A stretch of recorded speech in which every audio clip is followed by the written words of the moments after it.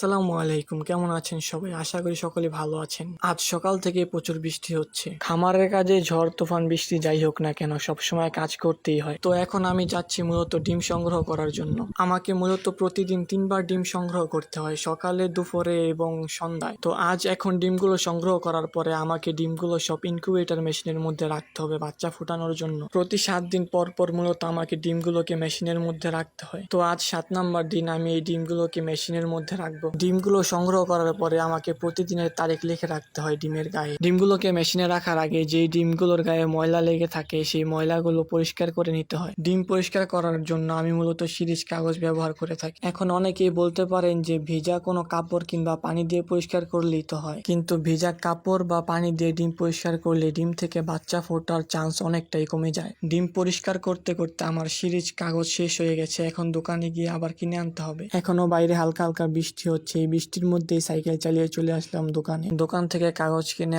আবারও রওনা হয়ে গেলাম ফার্মের উদ্দেশ্যে। ফার্মে পৌঁছে আবারও ডিম পরিষ্কার করা শুরু করে দিলাম। ডিমগুলো সব পরিষ্কার করা শেষ হয়ে গেছে, এখন এই ডিমগুলোকে দেখতে হবে যে ডিমের মধ্যে কোনো ফাটা ডিম আছে কিনা। যদি ফাটা ডিম থাকে সেগুলোকে আলাদা করে রাখতে হবে। যদি আমি এই ফাটা ডিমগুলোকে আলাদা করে না রাখি, মেশিনের মধ্যে রাখার পর যখন এই ডিমগুলো তাপ পাবে তখন কিছুদিন পরে এই ডিমগুলো ফেটে যাবে, তখন মেশিন থেকে একটা দুর্গন্ধ বের হবে, আর দুর্গন্ধের কারণে ভালো ডিমগুলো পরে নষ্ট হয়ে যেতে পারে। আর এমনিতেও ফাটা ডিম থেকে কখনো বাচ্চা ফুটে বের হয় না। তো সবগুলো ফাটা ডিম আলাদা করা হয়ে গেছে, এখন আমি এই ডিমগুলোকে মেশিনের ট্রের মধ্যে সাজাবো। তো সবগুলো ডিম প্রায় সাজানো শেষ হয়ে গেছে। এখানে এক একটা ট্রেতে 63 পিস ডিম আছে। তো এখানে সব মোট মিলিয়ে 504টা ডিম আছে। এখন আমি এই ট্রেগুলোকে এক এক করে উঠিয়ে মেশিনের মধ্যে রেখে দেব।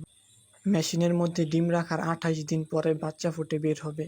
টার্কি মুরগির ডিম সাধারণত 28 দিনে এই ফুটে বের হয়। তো আমার সবগুলো ডিম মেশিনের মধ্যে রাখা শেষ, এখন আমি মেশিনের দরজা বন্ধ করে দেব।